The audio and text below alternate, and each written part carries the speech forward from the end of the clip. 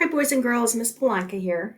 I just wanted to talk to you a little more about visualizing. We've been working hard on it, and we need to practice a couple of different things. The first thing I want to remind you before we get started is that good readers visualize to help them better understand a book.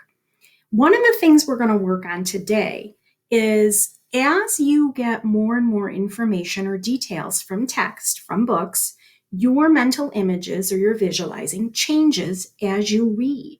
So today we're going to practice with a poem, and the poem is going to keep adding details that your visualizing will need to change or incorporate as we're reading through the poem. It's a fairly short poem. It has about 5 or 6 lines.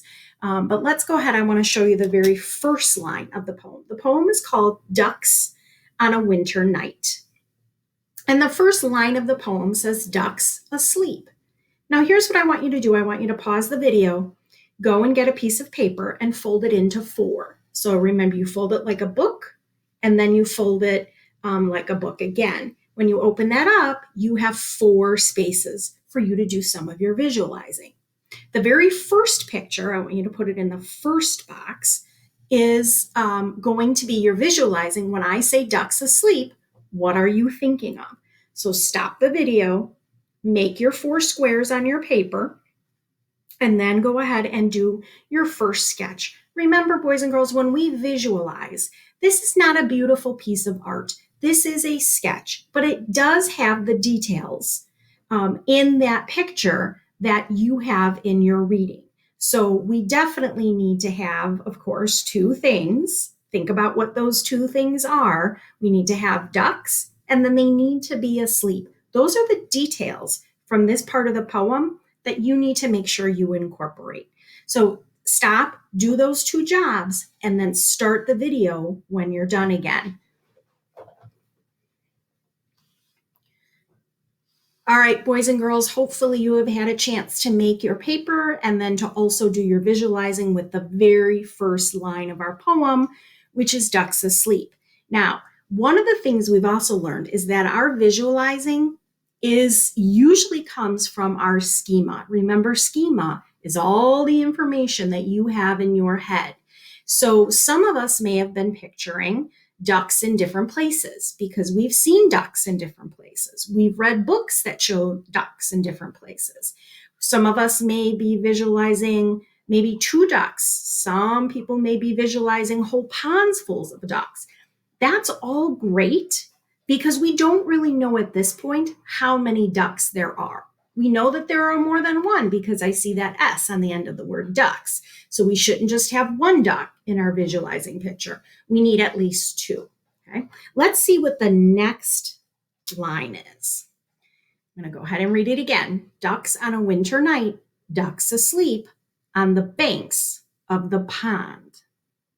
All right. I want you to stop, go to your second square.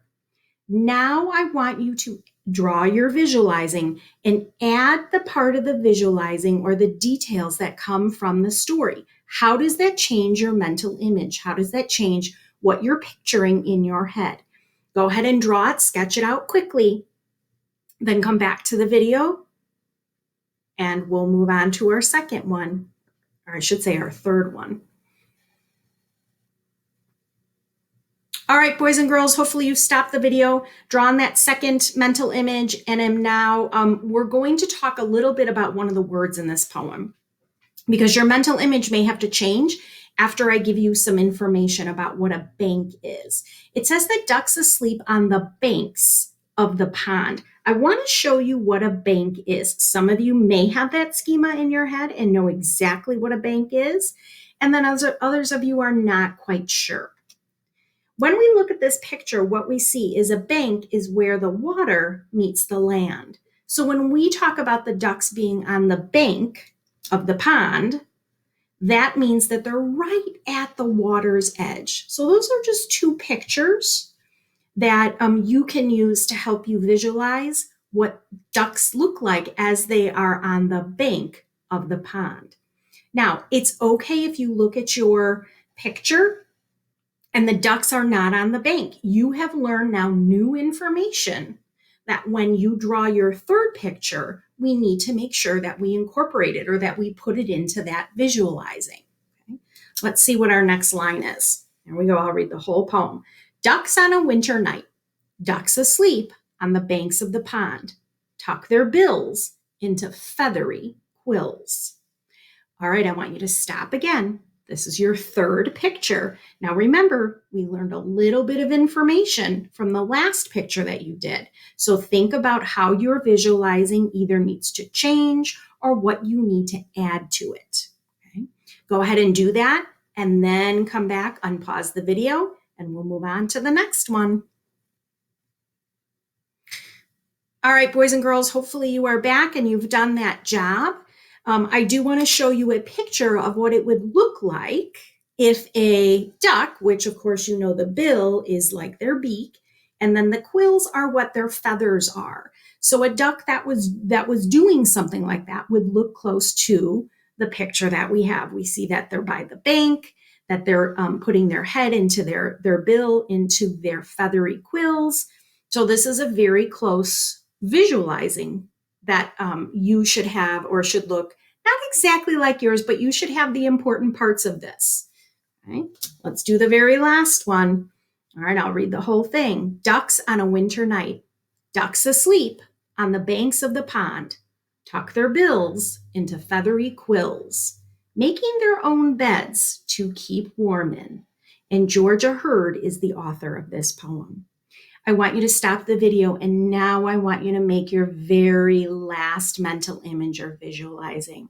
Draw that in the fourth box, keeping in mind all of the details and information that we've learned about this poem.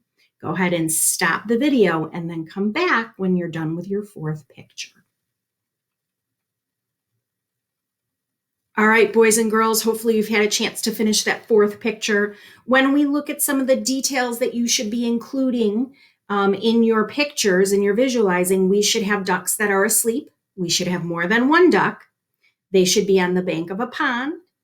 They should be sleeping. Their bills should be tucked into their quills so that they're all nice and warm. The important part that I want you to remember and think about, boys and girls, is how your visualizing changed as I gave you each part of this poem.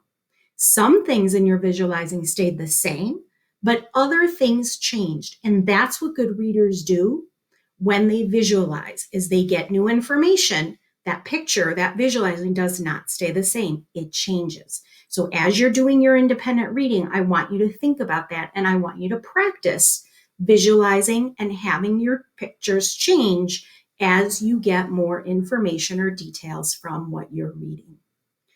All right, my friends, nice job. Happy reading.